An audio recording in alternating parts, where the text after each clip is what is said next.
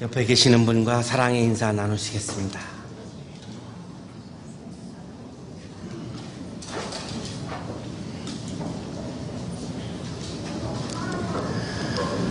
칼 포퍼는 1902년에 오스트리아 빈에서 태어났습니다. 1928년에 빈 대학에서 철학박사 학위를 받았고 1938년에 히틀러가 이 포퍼의 고향인 오스트리아를 침공을 합니다.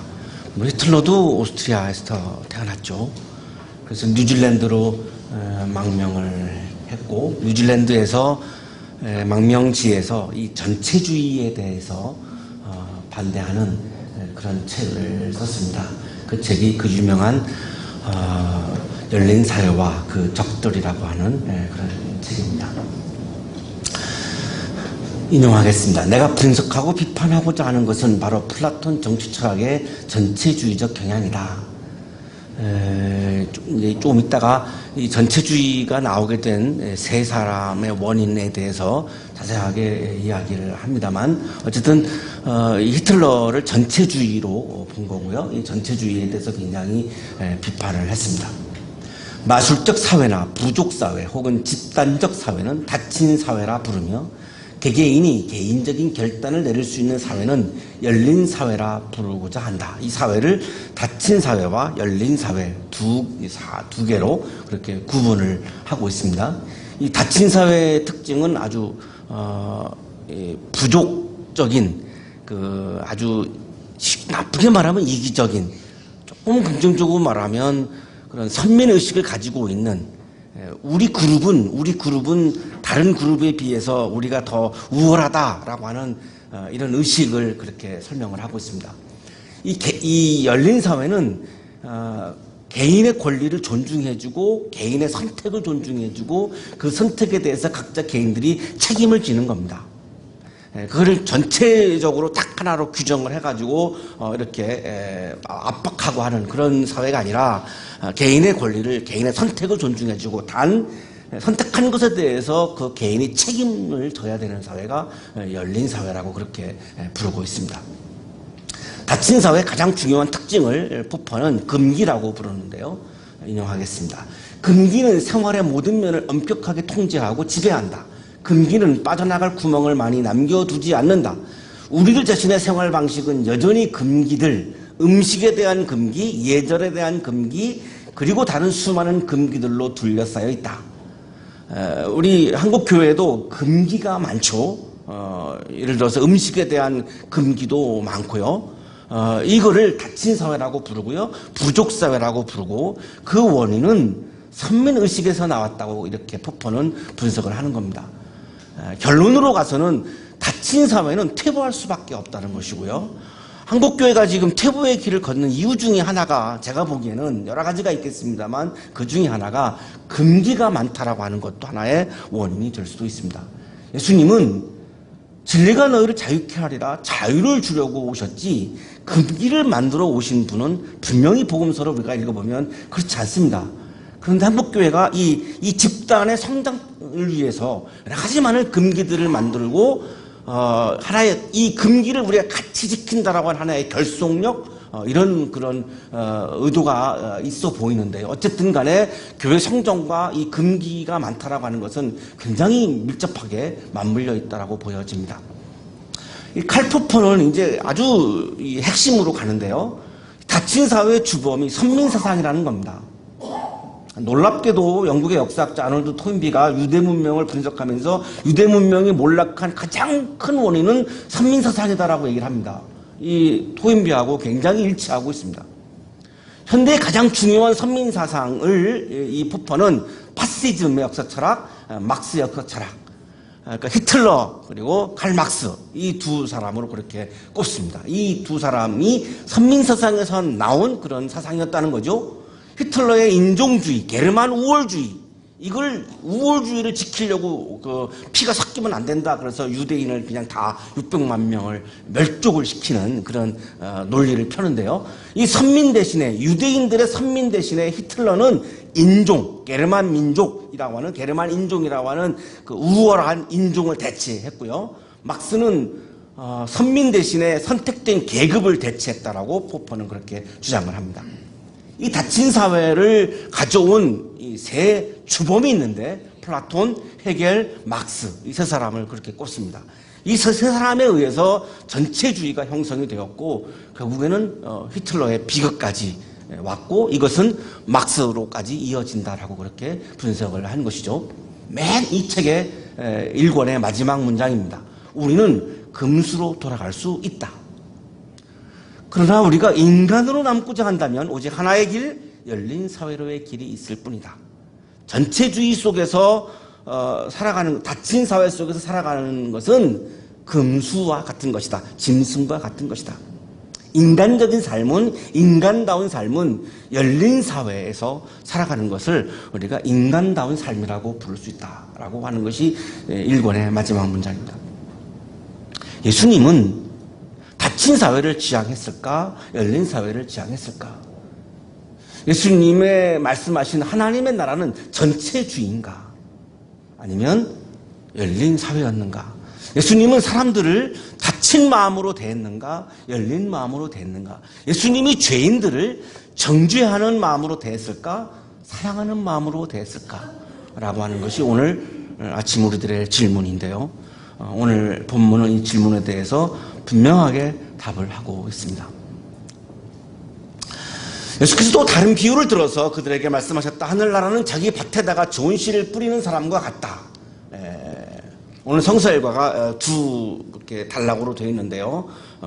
이 뒤에 있는 단락은 앞에 있는 단락에 대해서 예수님이 직접 주석을 하시고 설명을 하신 부분이어서 이렇게 갖다가 붙이면서 이렇게 말씀을 좀 진행을 해야 될 것 같습니다.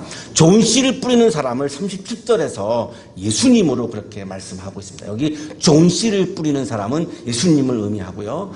밭은 세상을 의미하고요. 좋은 씨는 그 나라의 자녀들을 의미한다라고 37절, 38절에 그렇게 말씀을 기록하고 있습니다. 자, 그렇다면 이 본문을 해석을 이렇게 할 수 있죠. 하늘나라는 자기 밭에다가 좋은 씨를 뿌리는 사람과 같다. 하늘나라라고 하는 것은 자기 밭에, 세상에다가, 세상 속에다가 좋은 씨, 하나님 나라를 지향하는, 하나님 나라를 받아들이는 하나님 나라의 그러한 자녀들을 보내서 세상 속에서 그 씨앗이 자라나게 하는 것과 같다. 이렇게 우리가 해석을 할 수 있겠죠. 일단 그냥 이 문장을 좀 더 한 걸음 더 들어가면 예수님께서 가장 원하셨다는 것은 이 세상에 하나님의 나라를 이루는 것, 이것이 예수님이 가장 원하신 겁니다. 예수님이 가장 원하신 것이 교회가 커지는 것이 아니라는 거예요. 어디에도 그런 말씀은 없어요. 예수님이 원하신 것은 이 세상에 하나님의가 이루어지는 것, 이거예요. 그러니까 교회와 그리스도인이 가장 관심을 가져야 하는 것은 세상이에요. 왜? 예수님은 세상에 관심하셨어요. 교회가 아니라고요. 이 교회 중심주의를 깨지 아니하면 종교개혁의 의미가 아무것도 없어요. 올해가 500주년인데 가톨릭 교회가 교회 중심주의로 갔기 때문에 종교개혁이 일어난 건데 다시 우리는 지금 교회 중심주의로 가고 있어요. 예수님이 마치 교회를 위해서 존재하신 분인 양 예수님을 교회 안에 있는 분으로 자꾸만 축소시키고 있는데 예수님은 교회를 넘어서서 교회가 포함되어 있는 온 세상을 위한 분이지 우주적인 분이시지 교회 안에 갇혀있는 그런 작은 분이 아니라는 거예요. 이걸 자꾸 예수님을 교회 안에 가두고 축소시키는 게 지금 우리의 굉장한 오류인데요. 자, 오늘 본문에서도 예수님은 이 세상의 하나님의 나라를 이루는 게 목적이기 때문에 자기 밭, 세상 속에다가 좋은 씨를 뿌리신 거예요. 교회에다가 뿌린 것이 아니라 세상 속에다가 뿌리신 거죠. 그러면 우리가 믿는 예수님이 세상 속에다가 좋은 씨를 뿌렸다면 우리도 예수를 내가 믿는다면 세상에다가 좋은 씨를 뿌리는 사람이 그리스도인인 거죠. 세상과 담쌓고 세상은 나와 무관하고 세상은 더럽고 교회는 선하고 이렇게 이원론적으로 분리해놓고 세상을 정죄하는 것은 예수님의 마음하고는 너무나 달라요. 그럼 세상은 악하지 않느냐? 교회는 악하지 않은가요? 세상이 악하다고요? 세상에도 선한 것이 있고요. 교회도 선도 있고 악도 있고요. 다 공존하고 있죠. 제가 선하다고요? 제가 목사라고 선하다고요? 선함도 있지만 저의 안에는 악도 있어요. 어떻게 절대 선을 제가 가지고 살겠어요? 그러면 제가 뭐 예수님이게요. 세상 속에도 선과 악이 공존하고 교회에도 선과 악이 공존하고 목사인 저에게도 선과 악이 공존하는데 당신은 선인이다 악인이다 이걸 어떻게 구분을 할 수 있겠습니까? 세상은 선하다 악하다가 어떻게 구분할 건데요? 교회가 선하다 어떤 교회는 선하고 어떤 교회는 악하다 어떻게 이거 어떤 기준으로 구분을 할 건데요? 할 수가 없어요. 근데 할 수가 없는 거를 지금 우리가 그 오류를 범하고 있는 거죠. 예수님의 이 비유는 굉장히 우리가 생각해 볼 문제가 많은 그런 비유인데 이 세상에 하나님의 나라를 이루기 위해서 하나님의 자녀들을 세상에 보내셨다라고 하는 거죠. 이게 좋은 씨를 뿌렸다는 의미예요. 예수님은 그만큼 세상을 사랑하셨던 거죠. 하나님께 세상을 처음 사랑하셔서 예수님이 세상을 사랑하신 이유는 나의 아버지인 하나님이 세상을 사랑하셨기 때문에 세상을 사랑하셔서 나를 보냈으니까 나는 세상에다가 좋은 씨를 뿌려야 되는 거예요. 예수님 입장에서는 아들의 입장에서는 세상을 정죄하고 세상을 미워하고 세상을 다 없애버려야 되는 그런 멸족해야 되는 존재로 그렇게 여기지 않으셨어요. 왜냐하면 아버지인 하나님이 세상을 이처럼 사랑하셔서 외아들을 주셨으니 나를 보냈으니 그래서 예수님은 세상에 있는 동안 세상에 빛이 되려고 하셨고 나는 세상을 심판하러 온 것이 아니라 구원하러 왔다 이렇게 말씀하셨어요. 세상에 대한 애정이 많았기 때문에 세상을 끔찍이도 사랑했기 때문에 세상을 심판하지 않고 세상을 구원하려고 하신 것이 예수님의 마음인데 한국 교회의 일부 어떤 분들은 세상을 정죄합니다. 세상을 정죄하면 나의 가정도 나의 직장도 다 세상 속에 있는데 내가 내 스스로를 정죄하는 거고요. 그거는 정말 지구를 떠날 수밖에 없습니다. 우리 모두가 다 세상 속에 살고 있고 교회도 세상 안에 있습니다. 이 교회와 세상을 이원론적으로 구분하는 것 자체가 굉장한 논리적인 모순을 가져오는 것인데 이걸 구분하는 이유가 뭘까요? 이걸 구분해놓고 이것은 선하고 이것은 악하다고 해야지 이 세력이 커질 수 있거든요. 이 교회 성장이라고 하는 이것 때문에 참 굉장히 많은 오류를 우리가 범하고 있다고 보여집니다. 그리스도인은 세상의 보냄을 받는 사람, 세상의 하나님 나라를 이루기 위해서 세상 속에 들어가서 세상 속에 하나님의 나라를 이루어가는 사람을 우리는 그리스도인이라고 말할 수 있는 거죠.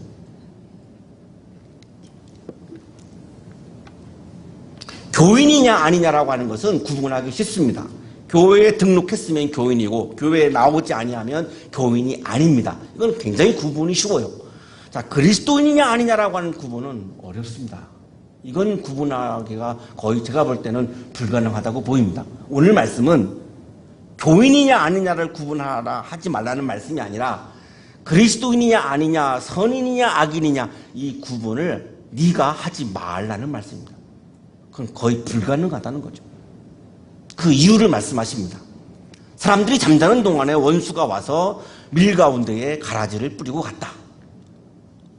예수님께서 좋은 씨앗을 뿌려가지고 곡식을 막 이렇게 키워가지고 좋은 세상을 이루려고 막 하고 계시는데 원수가 와가지고 이제 이 원수는 악마입니다. 뒤에 밝히고 있는데요. 이 악마가 이 가라지 지금 사진에 보시는 것이 이제 이 가라지인데 이 보리하고 밀하고 거의 흡사해서 구분하기가 정말로 어려운 이제 이런 잡초입니다. 잡초 이거를 뿌렸다는 거예요.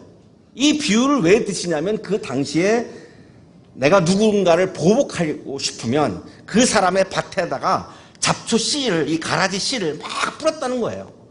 그래서 하다 안 돼가지고 이 로마 시대 때는 그걸 법으로 만들었다고 전해져요. 이거를 이렇게 잡초씨 가라지를 뿌리는 거를 법으로 막는 그런 법을 만들 정도로 사람에게 보복을 하는 하나의 방법이었던 거죠. 그래서 이 비유를 지금 드시는 건데요. 이 가라지는 헬라어로 디자니아인데요. 독보리, 독이 있는 보리, 가짜 밀, 뭐 이렇게도 이렇게 부르기도 하는데요. 너무나 사진으로 보셨습니다만 흡사해서 구분하기조차가 굉장히 어렵습니다. 이 가라지는 악한 자의 자녀들이라고 38절에 기록되어 있고요. 가라지를 뿌리는 원수는 악마. 그러니까 악마가 세상에 있는 하나님의 나라 자녀들 사이에 악한 자의 자녀들을 보낸 거죠. 예수님께서는 좋은 씨, 하나님의 자녀들을 세상에 보냈는데 악마는 자기의 악마의 자녀들을 또 세상 속에 보냈어요. 그러니까 세상에는 예수님이 보낸 사람들도 있고 악마가 보낸 사람들도 있는 거죠. 이게 공존하는 거죠. 이게 밀과 가라지예요. 근데 문제는 이게 구분이 어렵다는 거예요. 거의 그 구분할 수가 없다는 거예요. 밀이 줄기가 나서 열매를 맺을 때 가라지도 보였다. 밀이 났는데 가라지도 함께 보이는 거죠. 그러니까 종들이 와서 예수님께 말하는 거죠. 주인어른 키리에입니다. 키리에 주님. 어른께서 밭에 좋은 씨를 뿌리지 않으셨습니까? 그런데 가라지가 어디서 생겼습니까? 아니 주님께서 좋은 세상을 이루려고 하나님의 나라를 이 땅에 이루려고 좋은 씨를 하나님의 자녀들을 막 보냈는데 왜 여기에 가라지가 있죠? 왜 악이 존재하죠? 이 질문과 같은 거죠. 왜 하나님은 세상을 선하게 지으셨는데 하나님은 사람을 선하게 지으셨는데 왜 세상에 악이 존재하고 왜 세상에 악인이 존재하고 왜 히틀러 같은 사람이 나오고 왜 이렇게 6,600만 명이 깨스쳐서 그냥 억울하게 죽임을 당하고 이런 일이 왜 일어나는 거죠? 라고 같은 질문입니다. 이걸 신정론이라고 부르는데요. 선과 악이 존재하지만 그럼에도 불구하고 하나님은 옳고 정당하고 선하다라고 하는 것이 신정론입니다. 이것에 대해서 동의하지 못하는 분들이 많죠. 이것에 대한 오늘 답이기도 해요. 오늘 이 본문이 굉장히 난해하지만 굉장히 중요한 본문 중에 하나입니다. 주인 예수님이 말씀하시는 거죠. 원수가 그렇게 했구나. 악마가 그렇게 했구나. 종들이 주인에게 말하기를 그러면 우리가 가서 그것들을 다 뽑아버릴까요? 주님이 원하시는 것은 이 땅에 하나님의 나라가 이루어지는 건데 이거를 지금 방해하는 게 가라지 아닙니까? 그러면 우리가 이번에는 가라지를 다 뽑아내면 되잖아요. 그러면 이 땅에 온전한 하나님의 나라가 이루어질 거 아니에요? 우리가 그거 할게요. 뽑을게요. 이렇게 한 거죠. 이 28절이 일부의 그리스도인들의 마음과 같아요. 나는 하나님의 자녀이고 너는 악한 자의 자녀라고 내가 구분을 하는 거죠. 내가 구분을 하니까 뽑겠다라고 얘기한 거지 내가 구분할 수 없으면 뽑는다고 말할 수가 없죠. 내가 구분하겠다는 거죠. 나는 하나님의 자녀이고 너는 악한 자의 자녀다라고 하는 것을 그러면 어떻게 구분하죠?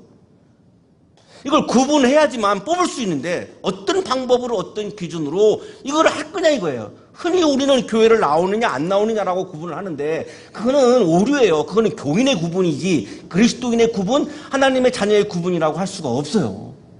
이걸 어떻게 그러면 어떤 기준, 어떤 방법으로 그러면 이거를 구분을 할 거냐 이거예요. 그러면 자기들은 악한 마음이 그러면 조금도 없고 절대 선인이냐 이거예요. 저한테 그렇게 물으신다면 나는 절대 선인이라고 말할 수 없어요. 제 안에 선도 있고 악도 공존하거든요. 때로는 하나님의 자녀이지만 때로는 악마의 자녀로 살기도 하거든요.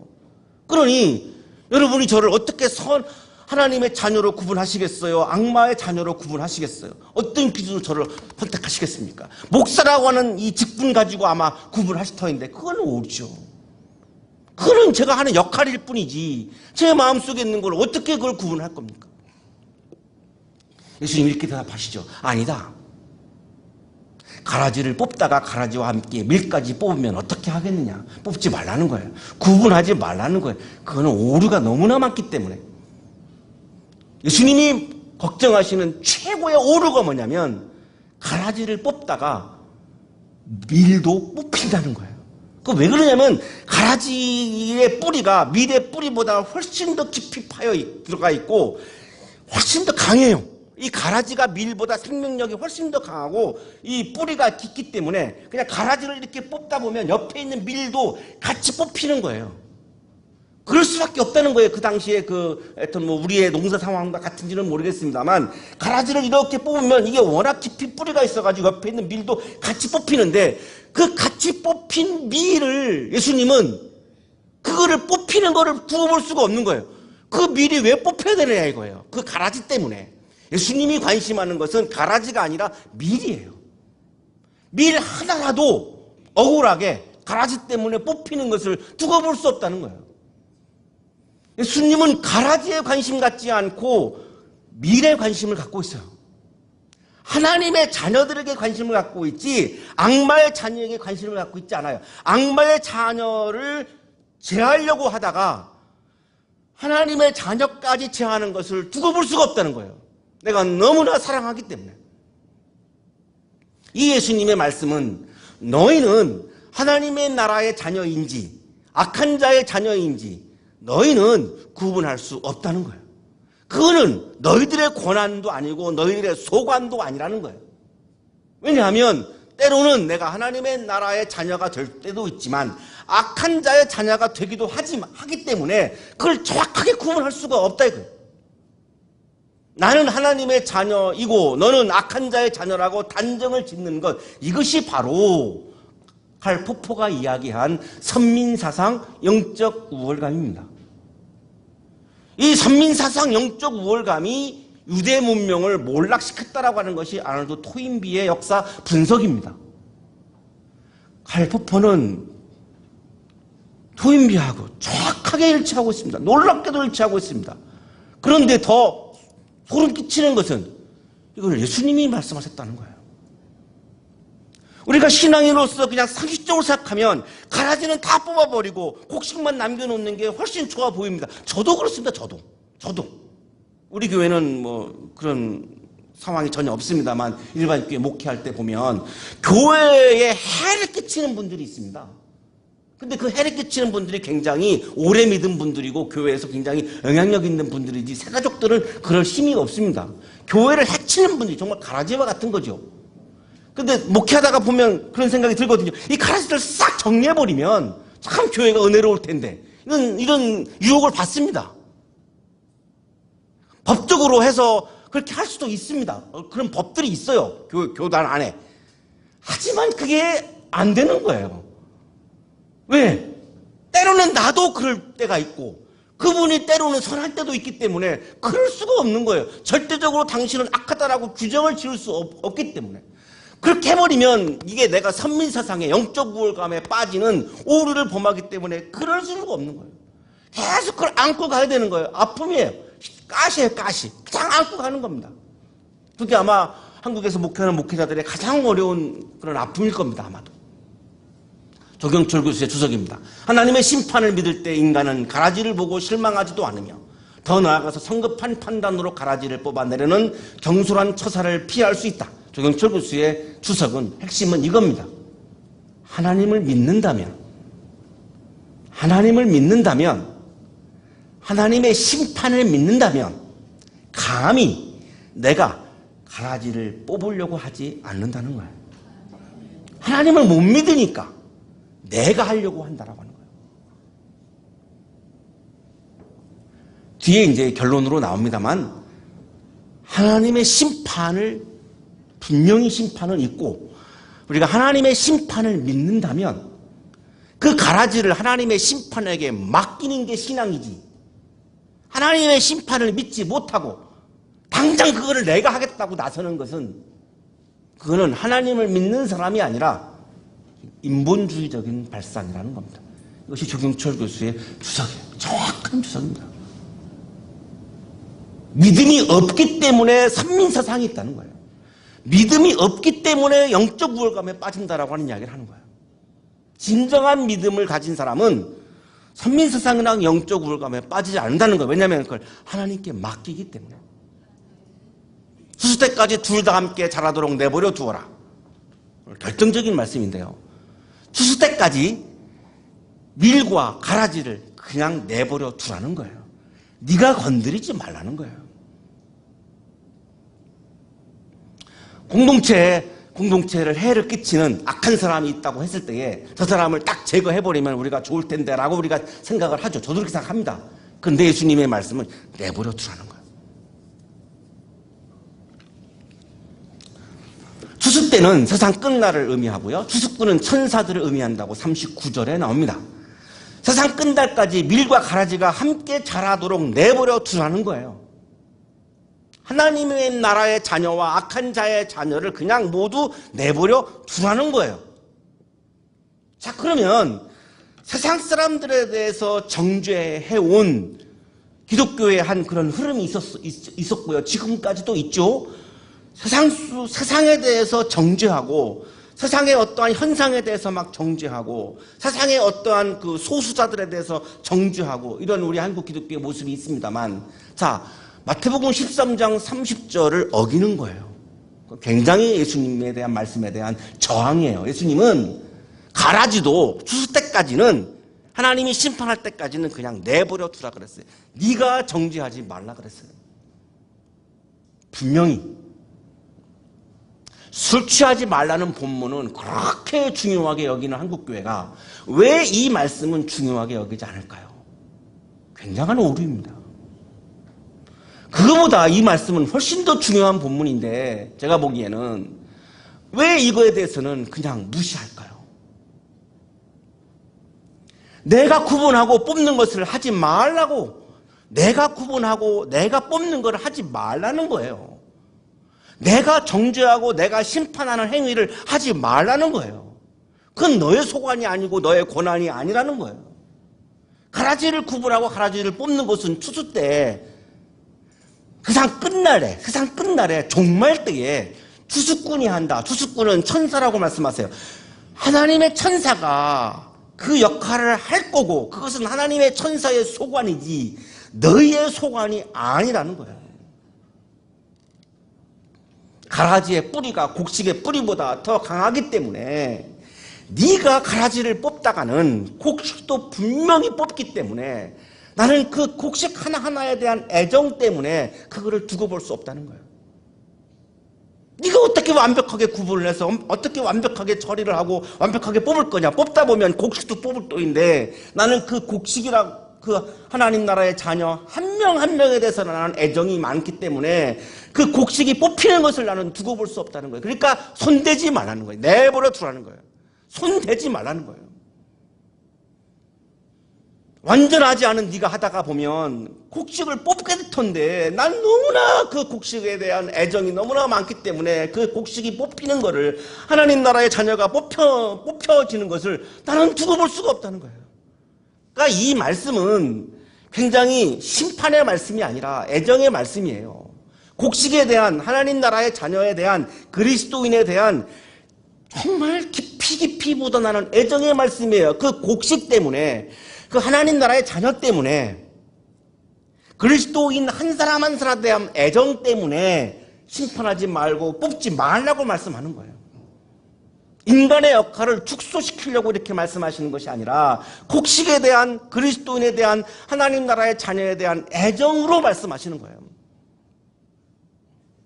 마지막 결론이 이겁니다. 가라지를 모아다가 불에 태워버리는 것과 같이 세상 끝날에도 그렇게 할 것이다.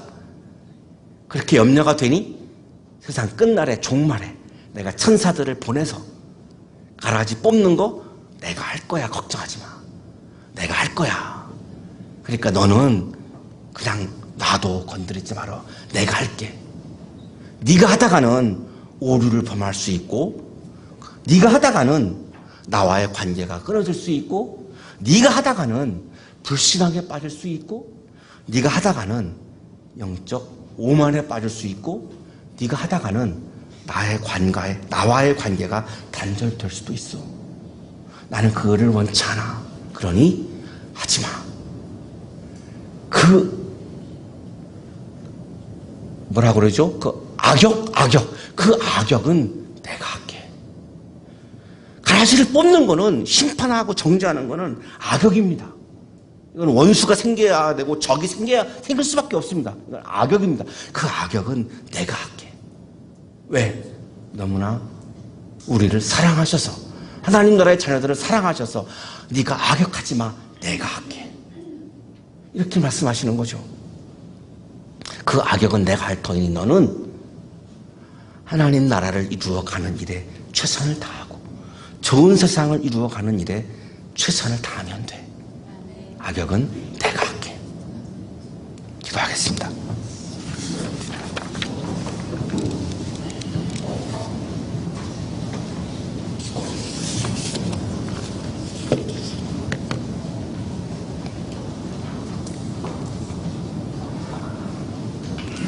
우리를 너무나 사랑하셔서 악역을 모두가 스스로 담당하시고 우리에게 좋은 세상 하나님 나라를 이루어가는 좋은 일을 맡겨주시는 주님의 은혜에 감사합니다. 주님의 그 깊은 사랑을 깨닫고 주님이 허락하신 이 세상 속에서 살아가면서 세상을 정죄하지 않고 세상에 대한 애정을 갖고 이 세상 속에 하나님의 나라를 이루기 위하여 최선을 다하는 그리스도인으로 살 수 있도록 복내려 주옵소서. 예수 그리스도의 이름으로 기도하옵나이다.